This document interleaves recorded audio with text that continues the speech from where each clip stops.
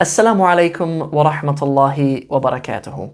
My name is Sam and I'm the creator and the teacher of the Arabic in 60 Steps program, and it gives me great pleasure to bring back the Arabic in 60 Steps podcast and YouTube channel after we took a little break with a new series to support our current students and also to give you guys a bit of an insight into what we do on the program and how I teach it, in the idea that maybe some of you guys who think that it might be a good program for you will get yourself involved and will be better informed as well whether it's the right program for you. So what we're going to be doing going forward, inshallah, is every single week we're going to be doing a Arabic in 60 Steps extra, which will be something which is kind of supplementary to the program, so it will really help current students. And then also, as I say, it gives kind of you guys who aren't yet students a little insight into how we do things. So our first one is we're going to do something which is a very common mistake, actually, that students make very early in the program, something that lots of students come to me with. So I want to say, watch out. Let's deal with this. So there is a little bit of a difference in how Arabic is written, whether it's in the Quran or whether it's in kind of modern typed font. And it's to do with the Shaddah. So you'll notice in the Quran, I'll give some examples from the Quran where the Shaddah is written in a certain way. So for example, in Surah Al-Fil, where Allah says, تَرْمِيهِمْ بِحِجَارَةٍ مِّن سِجِّيلٍ. We have this term sijil, like this. Okay, so this term sijil, like this.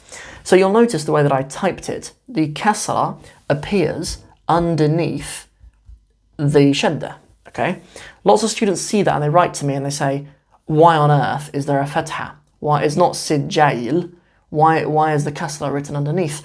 And the thing that we're going to talk about a little bit in this video is simply that in modern typed writing, which is what we use in the program, obviously when we write the books, you will notice if the line is underneath the Shaddah, it is a kasra, even if it's above the letter.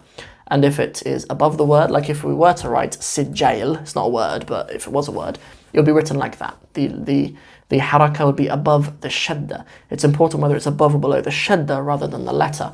But you'll notice in the Quran, like if you want to go to a few examples, the one that I just gave from Surah Al-Fil, where Allah says, تَرْمِيهِمْ بِحِجَارَةٍ مِّن سِجِّيلٍ. That's an example of one. Or another one is in Surah Al-Qadr, I believe, which says, فِيهَا بِإِذْنِ رَبِّهِمْ.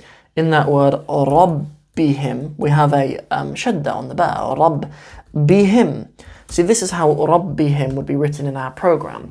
But رَبِّهِمْ will not be written like that. In the Quran, the kasra will not be there. It will go underneath the ba, underneath there. So, you know, that's how it's written. And then there's also an example in Surah Al-Bayyinah, حَتَّى تَأْتِيَهُمَ الْبَيِّنَةِ. Until the bayyinah, or the evidence, or the proof comes to them. Bayyinah. تَأْتِيَهُمُ الْبَيِّنَةِ. Good. So bayyinah, like this, and in the program, the kasra will be written underneath the Shaddah, but in the Quran, it'll be written underneath the whole word. So I'll give you a couple of examples from the program. Like almost every single time this question comes to me, it's from students usually in the early steps of the program, steps 1, 2, or 3. And it'll be with this word. It'll be with this word, الرجال. الرجال. I'll say, why is it written الرجال? It should be الرجال, should it not?